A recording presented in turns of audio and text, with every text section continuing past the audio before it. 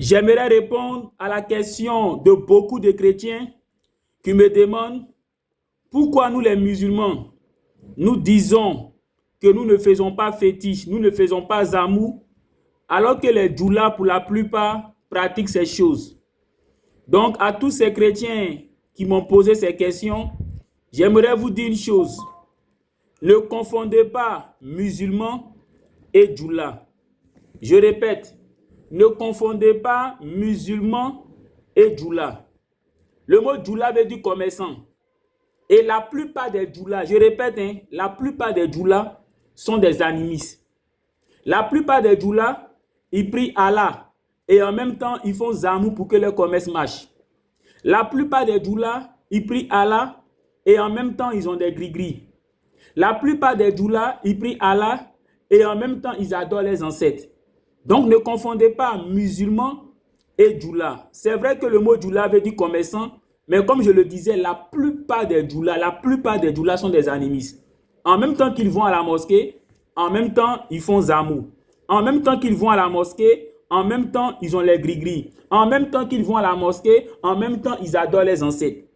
Mais un musulman, qu'est-ce qu'il fait? Selon la sourate 4, le verset 48, Allah dit, 7. Allah ne pardonne pas qu'on lui donne un associé. À part cela, il pardonne à qui il veut. La sourate 4, le verset 48 dit que Allah, parmi tous les péchés, là, le péché qui ne pardonne pas, là, c'est quand on associe à Allah une divinité. Allah ne pardonne pas quand on le prie, quand on l'adore, et en même temps on fait zamou. Allah ne pardonne pas quand on le prie, quand on l'adore, et en même temps on a des gris-gris. Allah ne pardonne pas quand on le prie, quand on l'adore, et en même temps on la donne aux ancêtres. Donc un vrai musulman, il applique la sourate 4, le verset 48, c'est-à-dire il n'associe pas à Allah d'autres divinités.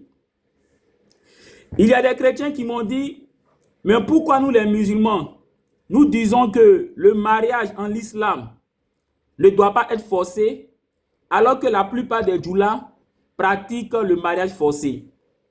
Je reviens pour dire, ne confondez pas musulmans et djoula. Le mot djoula veut dire commerçant. Mais la plupart des djoulas, ils sont animistes. Comme je le disais, la plupart des djoulas, ils prient Allah, mais en même temps, ils adorent les ancêtres. C'est la raison pour laquelle, si vous avez constaté que la plupart des djoulas pratiquent le mariage forcé, ça ne veut pas dire que c'est l'islam qui demande à ce que ça se fasse comme ça. Parce que selon le Coran, le mariage forcé, c'est interdit. Selon le Coran, l'islam interdit le mariage forcé.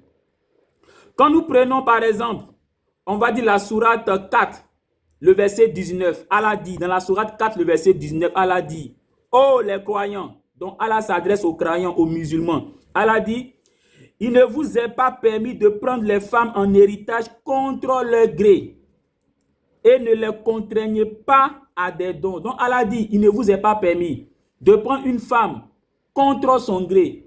Donc Allah nous interdit de forcer une femme à nous épouser. Allah nous interdit de forcer une femme à être avec nous. Allah nous interdit le mariage forcé. Et Allah va plus loin dans cette sourate, dans la sourate 4, là, le verset 19, là, en disant, et ne les contraignez pas par des dons. Donc Allah nous interdit d'acheter une femme avec de l'argent. Donc selon le Coran, le mariage forcé est interdit. Et même la Bible aussi interdit aussi, oui, interdit aussi le mariage forcé.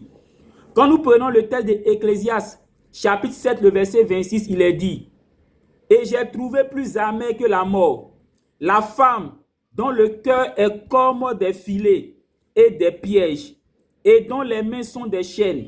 Celui qui est agréable à Dieu lui échappera, mais celui qui pêche sera pris par elle. Donc ici, la Bible dit en Ecclésiaste chapitre 7, le verset 26, qu'une femme dont les mains et dont le cœur sont comme les filets et des pièges, là, une telle femme, là, celui qui craint Dieu, là, ne doit pas la prendre. Il s'agit ici des femmes qui achètent des gens pour que ces derniers puissent les marier. Il s'agit ici des femmes qui corrompent des gens afin qu'ils puissent forcer quelqu'un à la marier. Il s'agit ici des femmes qui bassent des gens pour que ces derniers puissent les marier.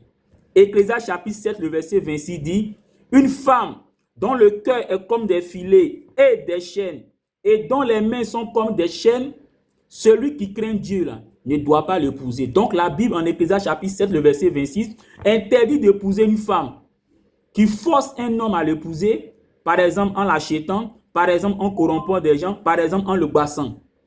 Donc que ce soit la Bible, que ce soit le Coran, c'est interdit. Des chrétiens m'ont demandé, est-ce qu'en l'islam, on peut épouser une personne, par exemple, qui pratique le fétichisme? Est-ce qu'en l'islam, on peut épouser une personne qui, par exemple, fait les amours?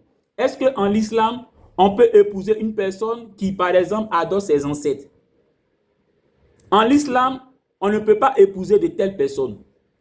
Dans la sourate 2, le verset 221, il est dit, et ne vous mariez point, Allah dit, ne vous mariez point avec les femmes associatrices, c'est-à-dire les femmes qui, en plus de prier Allah, prient d'autres divinités, ou encore des femmes qui adorent d'autres dieux en dehors d'Allah. Allah dit dans la sourate 2, le verset 221, et ne vous mariez point. Quand on dit point, ça veut dire jamais, avec les femmes associatrices, donc les femmes idolâtres. Donc une femme qui fait zamour, une femme qui fait fétiche, une femme qui adore ses ancêtres, Allah dit dans la sourate 2, le verset 221, on ne doit pas épouser une telle femme. Et même dans la Bible aussi, on retrouve la même chose. En 2 Corinthiens chapitre 6, le verset 14 à 17, la Bible dit, ne vous mettez pas sous un joug mal assorti avec les incrédules. Donc la Bible interdit les croyants de s'allier avec les incrédules. Donc une personne qui ne croit pas en Dieu, selon la Bible, en 2 Corinthiens chapitre 6, le verset 14 à 17, on ne doit pas s'allier avec cette personne. Et la Bible poursuit en disant, car quelle participation y a-t-il entre la justice et l'iniquité? Ou quelle communion y a-t-il entre la lumière et les ténèbres? Donc selon la Bible, la lumière et les ténèbres ne peuvent pas s'allier. Ou encore, quel accord y a-t-il entre le Christ et Bélial? Bélial ici c'est Satan. Donc selon la Bible, quelqu'un qui suit Christ ne doit pas s'allier, ne doit pas se marier avec quelqu'un qui adore Satan.